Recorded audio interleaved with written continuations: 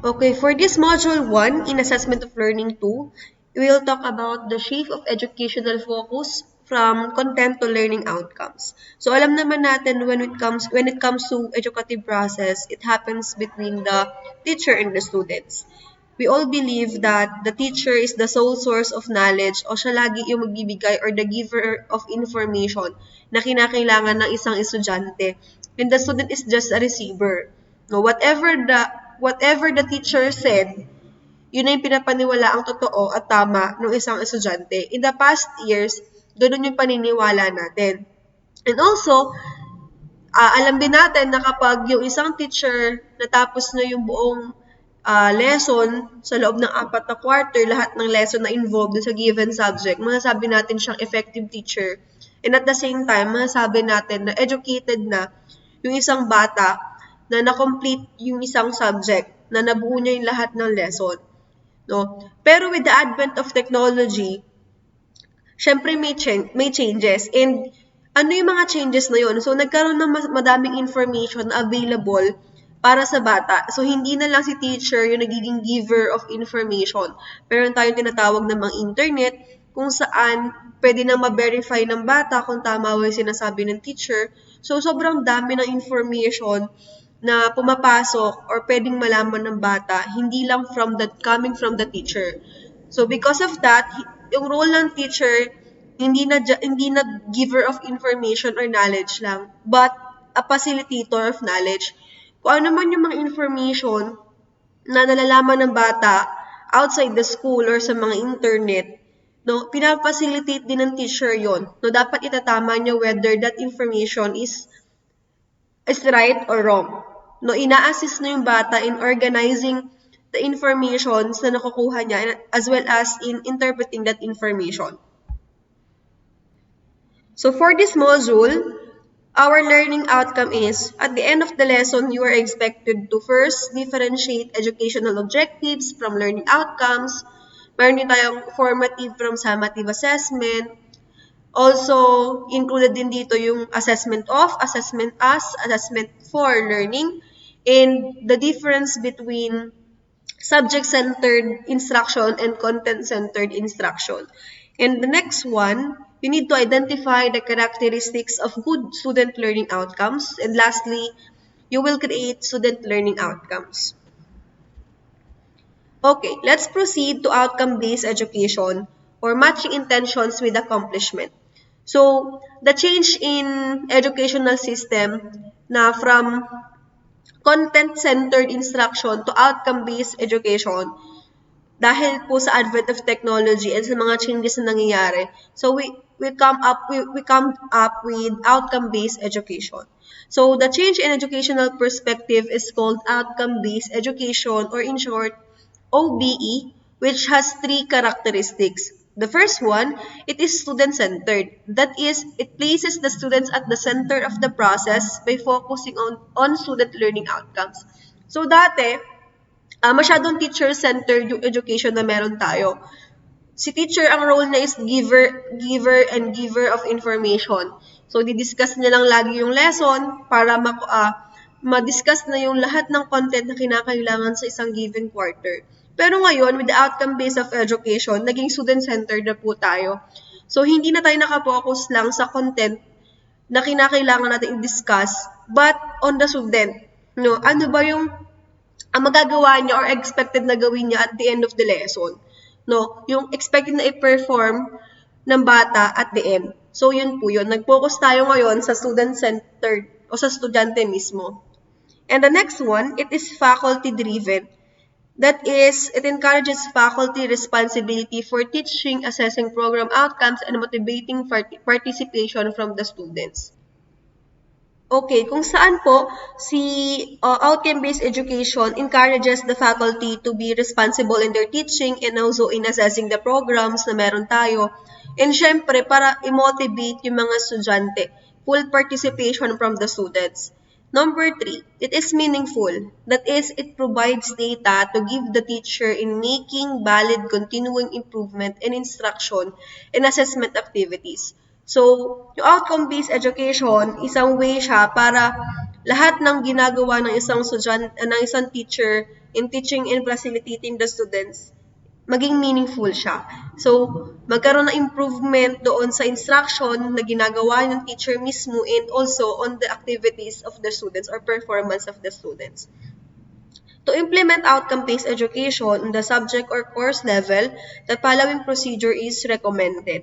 So, the first one, identification of the educational objectives of the subject or course. No? Para daw ma-implement natin yung OBE o sa subject na meron tayo, ang una natin gawin is ma-identify yung educational objectives ng subject or course natin. No? So, let's discuss ano ba yung pinagkaiba ng educational objectives and learning outcomes. So, when we say educational objectives, it is the educational objectives are the broad goals that the subject or course expects to achieve and defining in general terms the knowledge, skills, and attitude that the teacher will help the students to attain.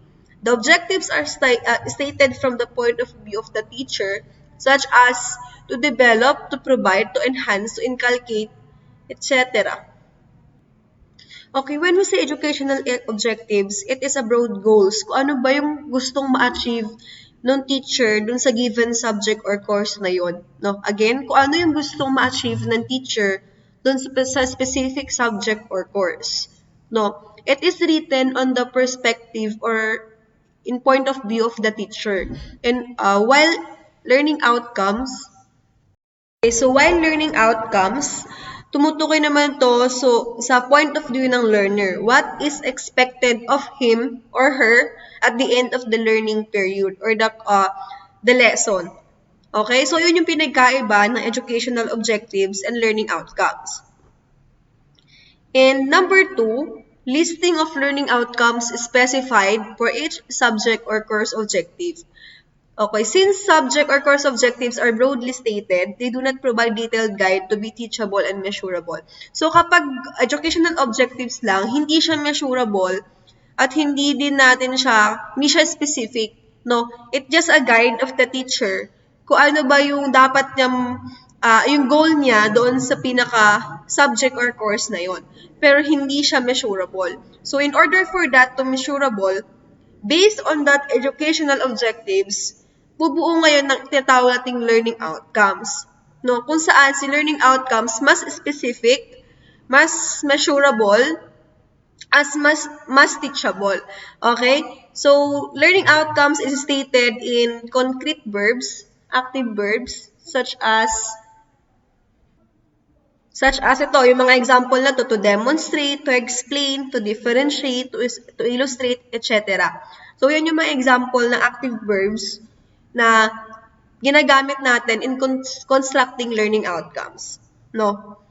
Next, a good source of learning outcome statements is the Taxonomy of Educational Objectives by Benjamin Bloom. So, i-recall natin na itong Taxonomy of Educational Objectives, na-discuss natin to noong Assessment of Learning 1. Okay, so sa Taxonomy of Educational Objectives, meron tayong tatlong domain. We have the cognitive, psychomotor, and the affective domain. When we say cognitive domain, it talks about the knowledge. It refers to the mental skills such as remembering, understanding, applying, analyzing, evaluating, synthesizing, or creating. So, sa utak lang siya nag-focus. When we say psychomotor, it refers to the skills. No, it includes manual or physical skills, mga mental activities, or meron tayong mga levels such as observing, imitating, practicing, adapting, and innovating. So, tumutukoy naman ito sa skills or kakayahan ng isang tao. When we say affective domain, okay, the last one in the 3 domains is the affective domain. So, it's also known as the attitude. It refers to the attitudes, the values, the interests, the feelings, and emotions. No, sa level niya, meron tayong receiving, responding, valuing, organizing, and internalizing. Again, when we say cognitive, tumutukoy sa utak, sa knowledge, ideas, psychomotor, tungkol sa skills, affective, about the emotions, the feelings, values, and attitude. So, yun po yung pinaka-importante or sa educational objectives. Yun yung tinatagating tatlong domain. And kapag bumuo kayo ng lesson plan sa ibang mga subjects nyo, etong tatlong domain na to, tatlong learning outcomes nyo dapat sa lesson plan is papasok sa tatlong domain na to. So, pakitandaan siya kasi napaka-importante niya bilang educators. Okay? So, number 3, we have drafting outcomes assessment procedures. So, after mo malist yung mga learning outcomes mo, you need to draft the outcome assessment procedures. No? Yung mga activities or learning activities na konektado dun sa learning outcomes mo, kailangan mo i-draft para ma-determine mo kung na-achieve ba nung bata or na-attain ng bata yung desired learning outcomes mo. Let's move on to the outcome-based education. So, pag sinabing outcome-based education, it is the change nga in educational system na meron tayo from content-centered instruction to student-centered instruction. So, outcome-based education focuses classroom instruction in the skills and competencies that students must demonstrate when they exceed. No? So, nakapokus na tayo kung sa skills or what is expected of the learners at the end of the learning period. Ano yung gagawin niya? Ano yung madademonstrate niya? Na skill, na behavior, na ideas at the end. No? So, there are two types of outcomes. The first one is the immediate and the last one is the deferred outcomes. When you say immediate outcomes, ito yung mga outcomes na na-acquired mo after mo ma-complete yung isang subject or grade level. Okay? So, example nito, ability to communicate in writing and speaking. After mo na ma-accomplish yung English subject mo during your first year in high school, at the end of that, kaya mo or magkakaroon ka ng abilidad to communicate in writing and speaking. So, yun yung example na immediate outcomes. When we say deferred outcomes naman, it is the outcomes na makukuha mo after years of completion of a subject or grade level. Example, promotion in a job. So, yung promotion in a job, hindi mo siya agad makukuha or ma-acquire kapag nakagraduate ka ng education. Makukuha mo pa to after years. Okay? So, yun po yung pinagkaiba ni immediate and deferred outcomes. So, meron tayo dito ng example ng educational objectives and learning outcomes in mathematics K-12. No? So, yung connection ng dalawa, so let's have for example in cognitive, ang educational objectives natin to provide students understanding of whole numbers up to 100, ordinal numbers up to 10, money up to 100 pesos, in fractions 1/2 and 1/4. So, ito, yung educational objectives natin, which is written in the perspective of the teacher. Ano yung gusto ma-achieve ng teacher at the end of the learning period? No? Ano yung dapat magawa niya para sa bata? When we say naman learning outcomes, ito yung magagawa ng bata after the completion of that subject in that given time. For example, after 1 hour, kaya niya na ma-visualize and ma-represent yung numbers from 0 to 100 using a variety of material. So, yun po yung pinagkaiba ng educational objectives tsaka ng learning outcomes. Okay, so the next one is about the outcomes of student learning.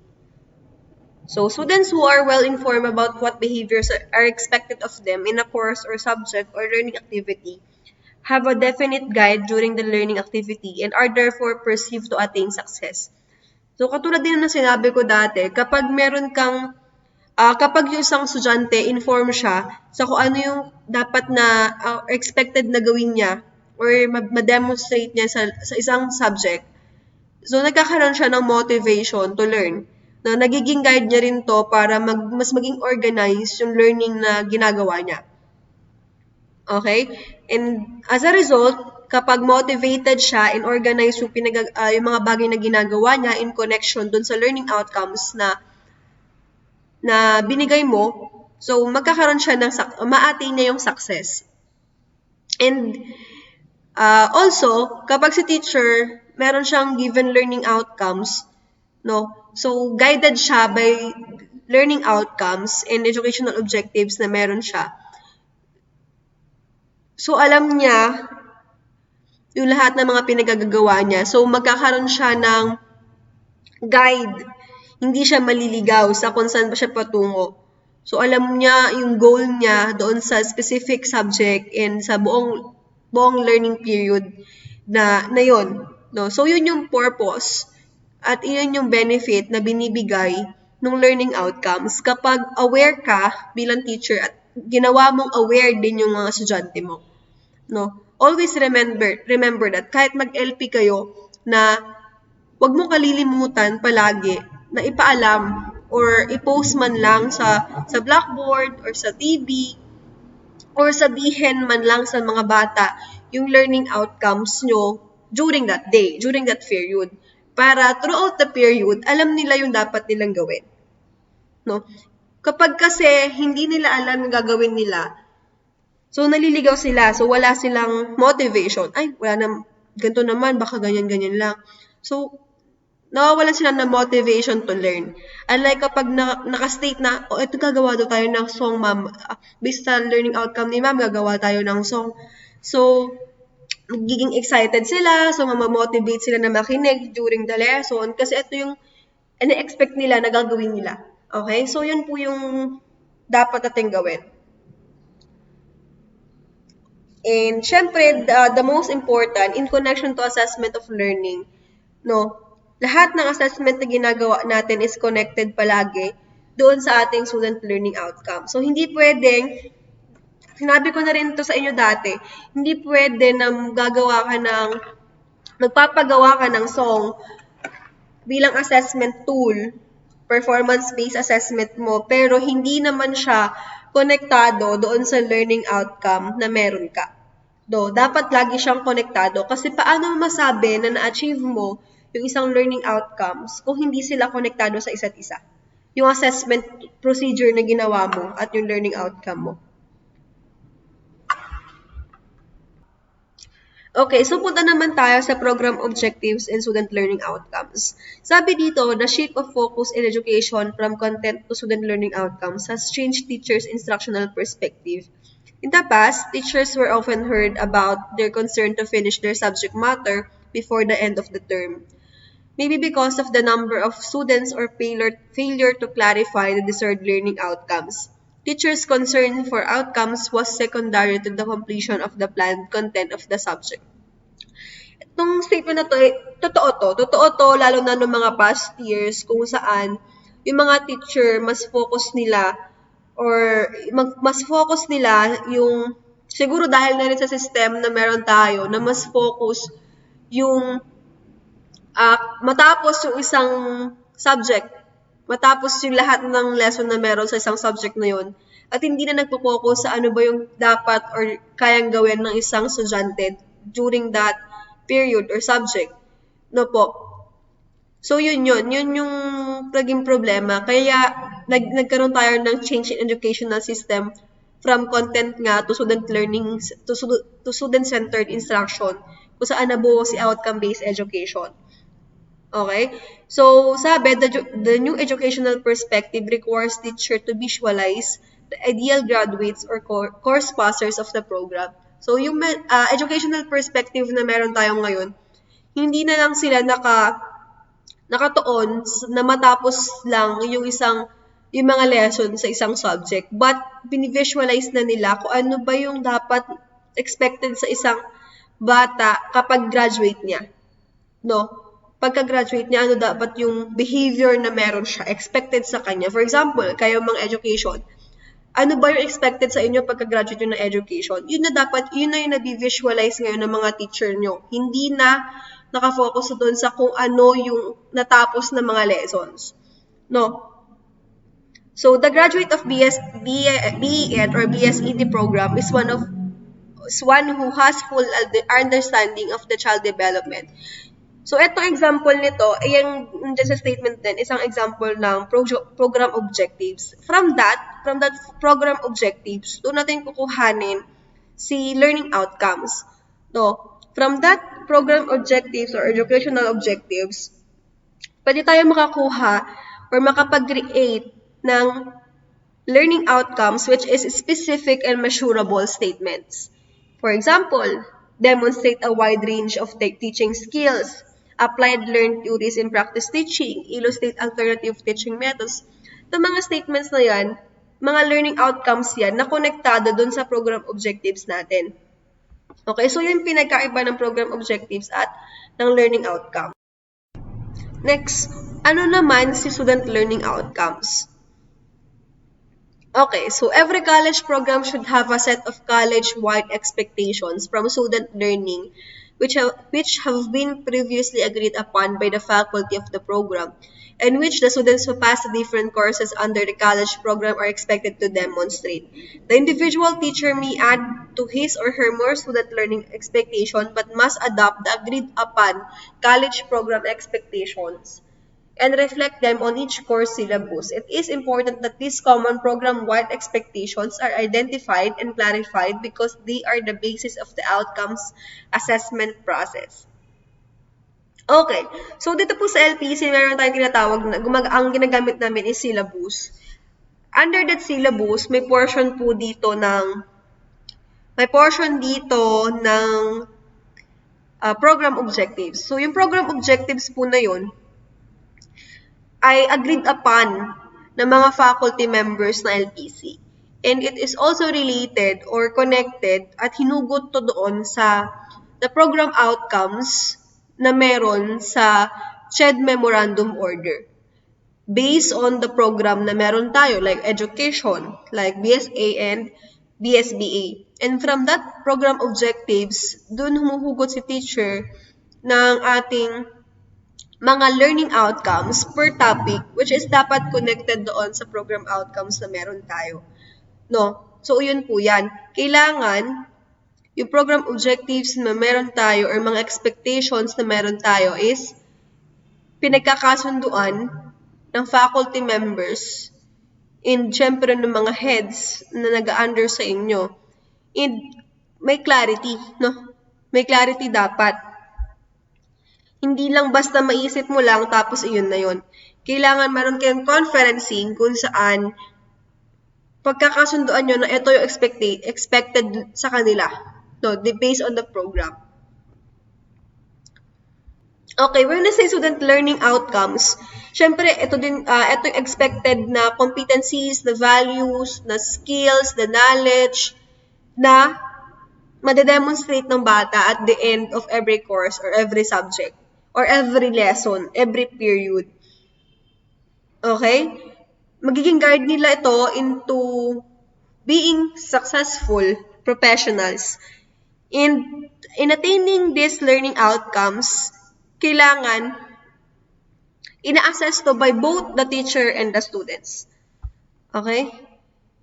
Okay, saan ba kinukuha or ano ba yung mga sources ng student learning outcomes? So the first one, alin man sa mga to, mahalagang sources to ng student learning outcomes. So, the first one, syempre, ito yung pinaka-importante, is the institution's mission statement. Kailangan yung learning outcomes natin konektado dun sa commitment or action or the mission we have sa school or institution na kinabibilangan mo. No, hindi pwedeng nakasalisi doon. So, paano mo nga ma-achieve yung vision mo with the help of that mission if yung learning outcome mo per subject is not connected to that mission. No? So, parang mababaliwala yung mission na meron kayo sa school na yon. So, bilang teacher ng isang institution, kailangan yung learning outcomes or student learning outcomes natin is relevado doon sa ating institution's mission. So, sa public school, refer to the public school system mission or state school charter as source of learning outcomes. Sa private school kasi, depende. For example, may mga private schools na religious, under the religion. For example, ito sa Santa Elena, under religion sila. And meron din naman na hindi. No? pinagmamay-ari lang ng mga private business owners. So, if under the religion, yung mission nila is konektado doon sa religion na kinabibilangan nila. So, ganun din yung student learning outcomes nila. Konektado din siya doon. No? Next, policies on competencies and standards issued by the government education agencies such as the Department of Education, the TESDA, and the Commission on Higher Education. Okay, so ito isa rin sa pinagmumulan or sources ng learning outcomes natin is yung ating DepEd, TESDA, and CHED. Naglalabas naman po sila ng mga memo or memorandum order na naglalaman ng mga program objectives na paghuhugutan natin ng student learning outcomes. Like CHED. No? Sa CHED po, per program, even in education, per major, merong specific program objectives na pwede mong paghuhunan ng ating student learning outcomes. Next, expected competencies identified by the different professions, business, and industry should be adapted to ensure that graduates are able to perform as expected in their respective workplaces and or professions. So, ano ba yung, syempre, for example, educations. So, dapat yung student learning outcomes mo naka-rely doon sa expected competencies na meron sa isang professional education o professional teacher. So, yun po. Naka-align dapat siya sa profession or sa program na meron tayo. Next, the trust and development goals of the national government are useful integration in the identified competencies and expectations from all sectors of education. And the last one, international trends and developments should also be considered in identifying and determining student learning outcomes. Okay, so yun po yung 5 na sources of expected student learning outcomes. Okay, next, what are the characteristics of a good learning outcomes? The first one, good student learning outcomes are centered on the students, on what the learners are capable of doing instead of the teaching technique. So, kailangan talaga nakafocus tayo sa estudyante. No? Sa student talaga dapat siya naka-center, hindi sa teacher or yung dapat gawin ng teacher, kundi sa kung ano yung dapat gawin or expected sa learner natin. Next, good learning outcomes are based on the program mission statement agreed upon by the program faculty, consultation with other stakeholders like alumni and other professionals. So, yun nga. Number 1 ay another characteristics of a good learning outcomes is connected or congruent doon sa ating program mission statement. Na kung saan pinagkasunduan ng mga faculty members. Also, it is important that the student learning outcomes are based on the issuances from government regulatory agencies such as DepEd, CHED, TESDA. So dapat din na yung ating learning outcome is congruent doon sa ating mga agencies, no? Sa mga mission, vision, and competencies given by the DepEd, the TESDA, and the CHED. Number 3, good student learning outcomes are very well understood by both students and faculty. They should be in agreement on the importance of these competencies which they will cooperatively develop. No, dapat yung ating student learning outcomes naiintindihan, clear, and napagkasunduan ng both the teachers and the students. Kagaya nga ng sabi natin, it is the guide, nagiging guide ni teacher and ni student ng ating student learning outcomes kung saan, kaya kung saan dapat ito ay naiintindihan at malinaw sa both parties.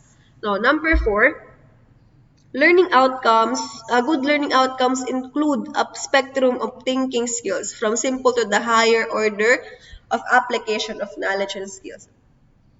Okay, good learning outcomes daw, kailangan hindi lang nag-i-stay lagi tayo sa pinakamababang level of learning or thinking. Kailangan nagpo-progress din tayo dun up to the highest level. No, hindi palaging under remembering level lang, dapat magpo-progress din tayo up to the highest level which is creating or synthesizing. Next, good learning outcomes are measurable. So, ito yung isa sa pinaka-importante. No, para masabi mong ma-attain mo yung isang given learning outcome, kailangan mo may-measure siya.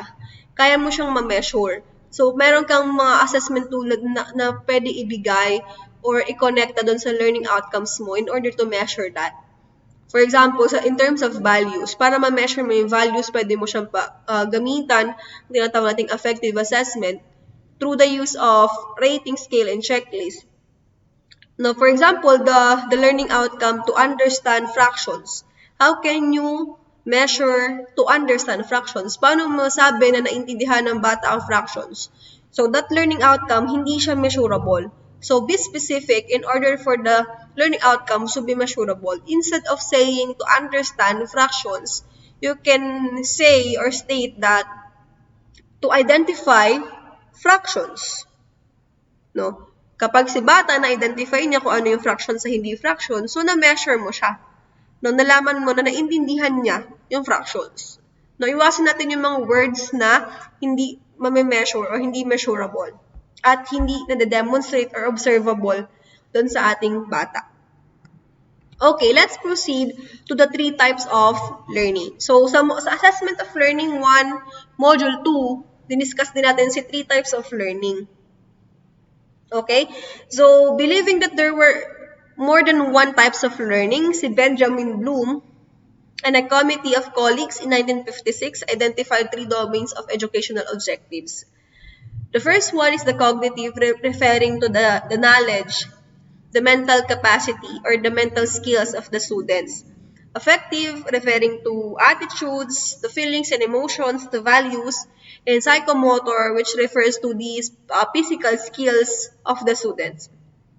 Okay, these terms were regarded as too technical by practicing teachers, and so the domains were translated to simpler terms commonly called knowledge, skills, and attitudes. So in short, cognitive for knowledge, skills for psychomotor, and attitudes for the affective. Okay, the 3 domains are organized into categories. So, si cognitive natin, si psychomotor, and the affective domain, meron siyang different level. From simplest behavior to the most complex behavior. Okay? To ensure that the learning outcomes are measurable, demonstrable, and verifiable, the outcome should be stated as concrete and active verbs. Para ma-ensure mo na na-measure siya, na-observe siya, kailangan concrete yung verb na gagamitin mo. Like, understand. Hindi siya concrete verb, so hindi siya na-measure. Okay? So, let's proceed to the cognitive domain. Okay. Dati, meron tayong tinatawag na Bloom's Taxonomy of Educational Objectives. Siya yung original na original founder ng Taxonomy of Educational Objectives, si Benjamin Bloom, kung saan ang highest level doon is the evaluating. Pero, tayo dito. Pero, meron siyang isang estudyante na si Lorraine Anderson na tinangka na baguhin or i-revise yung Bloom's Taxonomy of Educational Objectives. So, itong kay Bloom, 1956 siya. Ang pinakamataas natin is the evaluation. And kung mapapansin nyo, ang mga word na ginamit is noun. Knowledge, comprehension, application, analysis, synthesis, and evaluation. Si Lorraine Anderson, isang estudyante ni Benjamin Bloom, noong 2001 po, ni-revise na ang Bloom's Taxonomy. Instead na si evaluate ang pinaka-highest level, ang ginawa niya po, si create or the synthesis, ang ginawa niyang highest level, and si evaluation is pang 5. And instead of using nouns, ginamit niya po is in verb form, like remember, understand, apply, analyze, evaluate, and create. Okay? So, okay, let's proceed to the cognitive domain. So, ano yun yung mga level ng cognitive domain? No, the first level is remembering, which talks about the recall of information. Okay, so yung mga outcome verbs under this is define, describe, identify, label, match, list, name, outline, and so on and so forth. The sample learning outcome, we have recite the multiplication table. Okay, di ba pag ni-recite mo multiplication table, rote memorization lang. So, mini-memorize mo lang siya at nire-remember mo lang yung given information. So, under siya ng remembering. The next one is the next level is the understanding. No. Kaya understanding naman, kino-comprehend or kaya mo na ma-explain yung meaning, ma-explain yung meaning ng isang given idea. Kaya mo na rin mag-state ng problem in your own words. Na ma-translate and ma-interpret yung instruction. So, yun yung under ng understanding. So, ito yung mga outcome verbs. We have distinguish, estimate, explain, give example, interpret, paraphrase, summarize. Now, sample learning outcome, we have explain in one's own words the stages in the life cycle of a butterfly. And in applying, ibig sabihin naman po ng applying, using or gamitin mo yung yung natutunan mo into different but similar situations. No? So, yun yung applying. Magamit mo yung mga natutunan mo in the classroom into different but similar situations na meron ka. No, ito yung mga mga active verbs under that. Apply, change, compute, construct, demonstrate, discover, modify, prepare, produce, show, solve, and use. So, ito naman yung example ng learning outcome under applying. Next, analyzing. When you say analyzing, you break down information into different parts in order to understand the whole. No, you break down, for example, to understand a given poem, to analyze a poem, you need to break it down into different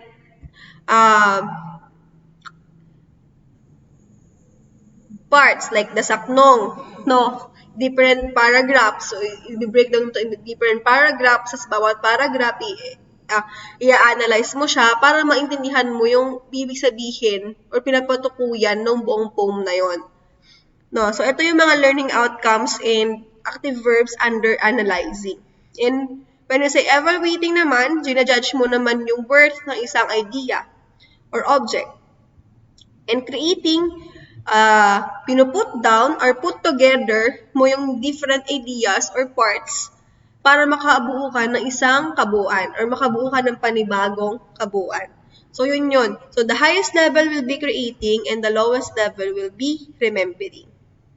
Next, we have the psychomotor skills or psychomotor or the skills. So, in the early 70s, si E. Simpson Dave and A.S. Harrow recommended categories for the psychomotor domain. So, includes physical movement, coordination, and the use of motor skills. Development of these skills require practice and is measured in terms of speed, precision, distance, procedures, or techniques.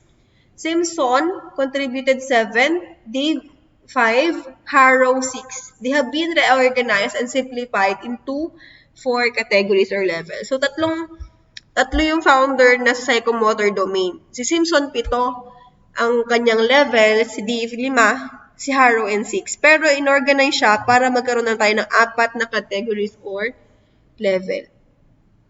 So, the first one, we have the observing, kung saan syempre, i-observe or magpe-pay attention ka to a given activity. No? For example, ang outcome verbs natin is watch, detect, distinguish, differentiate, describe, relate, and select. The next level, we have imitating. So, i-attempt mo na i-copy yung physical behavior na na-observe mo. Okay, so ito yung mga outcome verbs and learning outcomes under imitating. And the next one is the practicing. Ipe-perform mo naman specific activity ng paulit-ulit. So, in terms of practice, ito. Okay? So, and the last one is adapting. So, i-adapt mo na yung given as activity or skills na na-imitate, na-observe, na-imitate, and na-practice mo. Okay? Para ma-attain mo yung perfection. In the next one, we have the cognitive, the affective domain. So, affective domain naman, it includes emotions, feelings, values, interests, attitudes, motivations. So, yun yung mga under na affective domain. So, meron tayong 5 major levels or categories. From the first one is receiving. Katulad ng sa psychomotor, we have the observing, di ba? So, ito being aware or being sensitive to something and being willing to listen. No, paying attention to a given situation. The next one is the responding or show commitment. So, magre-react ka na, magre-respond ka na, magbibigay ka na ng iyong reaction or komento doon sa isang situation. Valuing or comprehend and act. Recognizes value and displays this personal opinion through involvement and commitment. The next level, we have organizing. So, i-arrange mo na yung mga value system na meron ka and makapag-create ka na ng another value system. Okay? And the last one, we have internalizing. Practicing the value system na na-create mo at nakakontrol nito yung behavior na meron ka. So, yun po yung tatlong domain of educational objectives.